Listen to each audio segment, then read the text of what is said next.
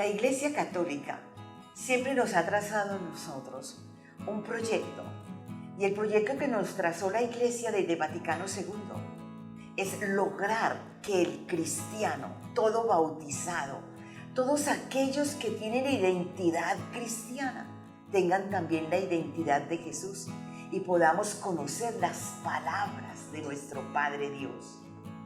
Así lo dijo Dei Verbum.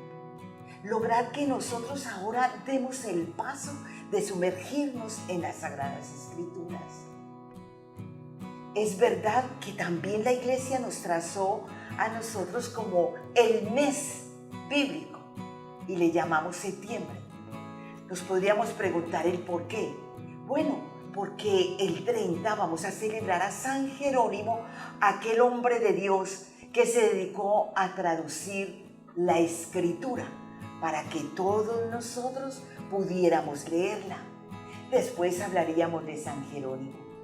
Estamos hablando ahora el por qué este mes de septiembre. Pero también estoy de acuerdo que la Biblia debemos leerla todos los días, conocerla. Y es por eso que la liturgia de la Iglesia ha logrado que se lea durante el año ciertos textos de un evangelista. Por ejemplo, en este año estamos leyendo al evangelista Lucas. Luego llevamos a otro ciclo y vamos a leer, por ejemplo, a Marcos. Luego vamos a leer a Mateo. Pero debería ser que nosotros como discípulos de Jesús, amantes de sus palabras, deberíamos de leer todos los días unos pedacitos de la Sagrada Escritura.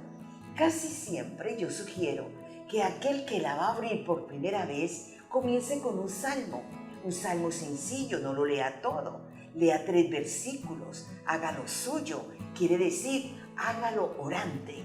Y ese salmo te va a hacer la pregunta, ¿conoces algo más de Dios? Así vamos entrando entonces en estos estudios. En septiembre, por lo tanto, hacemos el estudio bíblico. En unos países diferentes, en algunas parroquias, lo hacen un fin de semana. Uno lo hace, como es mes bíblico, voy a hacer este sábado último una lección divina. Y la va a hacer, convoca catequistas y hace una lección divina. Nosotros, desde la Arquidiócesis y para toda la Iglesia de Panamá, logramos que se haga una semana bíblica, pero no cerramos. Es decir, fines de semana tratamos de ir a zonas, a vicarías, para que lleguemos a otras personas que no se nos conectaron. Por eso respondemos a las llamadas de aquellos que nos convocan y con tiempo nos van separando. Nos dicen, queremos que vengas aquí para que nos des el conocimiento de la palabra. Pero también estamos dando Biblia constantemente. Lo que estamos diciendo de ABCA, que es Animación Bíblica Católica, y EPABI, que es la Escuela de Pastoral Bíblica, siempre está abierta. Tenemos círculos bíblicos, los tenemos martes y miércoles. Muchas veces también tenemos lunes en la noche. Tú te inscribes y vas aprendiendo lentamente, porque hay muchos que dicen, es que yo no sé nada, por eso no entro. No, entras. El día que te matricules, el día que entres al círculo bíblico, ese día hay una clase nueva para ti. Y te estamos atendiendo así, personalmente. Entras a través virtual, por el Zoom, o si quieres presencial. Pero la Escuela de Pastoral Bíblica está abierta. También te convocamos y te invitamos para la lección divina. Mira, si leímos antes a Ezequiel en el capítulo 3, que se nos decía, cómete este rollo. Te vas a ver al principio como la miel, pero a medida que lo vas digiriendo parece amargo, pero es porque esto te va a llevar cambio, conversión. Ahora, voy a leerte Hebreos y te invito a que lo leas. Es el capítulo 11 de Hebreos. En ese capítulo 11 de Hebreos es como una síntesis de todo lo que tú ves aquí, donde está esta Biblia abierta, que te muestra todo este pacto de alianza, de amor de Dios. Cómo los patriarcas, la salida de esta esclavitud del pueblo hebreo allí en Egipto, 400 años, el paso del Mar Rojo, guiados por Moisés, y luego entrar a los jueces, luego ir mirando lo que pasó con aquellos libros. Entonces aquí en el capítulo 11 tú vas a ver todo esto que ves ahí. Las mismas palabras las vas a encontrar aquí escritas. Y observa como dice este capítulo 11. Voy a decirte el versículo 3. Por la fe sabemos que el universo fue formado por la palabra de Dios, lo visible de lo invisible. Observa qué calidad, qué belleza, qué narrativa, qué expresión para darme una síntesis de todo el capítulo 1 del Génesis y del capítulo 2, cuando nosotros decimos, en el principio era un caos, pero el Espíritu aleteaba sobre las aguas. Dios habló y se hizo, y todo era bueno. Y así va diciendo cómo separa la luz de las tinieblas, y todo era bueno. Aquí en Hebreos, en el versículo 3, te lleva a decir que por la fe, sabemos que el universo fue formado por la palabra de Dios, lo visible de lo invisible. Sí, muchas veces para abrir el texto bíblico, yo debo preguntarme, ¿qué voy a hacer? ¿A quién voy a escuchar? ¿Y cómo está mi espíritu? ¿Está abierto? ¿Hay acogida? ¿Creo en las palabras que están aquí escritas? Tomo conciencia que esto es una inspiración, que Dios se pasea en cada uno de estos capítulos. Es esto lo que me está diciendo el versículo 3. Por la fe sabemos que Dios crea gracias a su palabra. Yo debo de entrar al texto bíblico con esa actitud.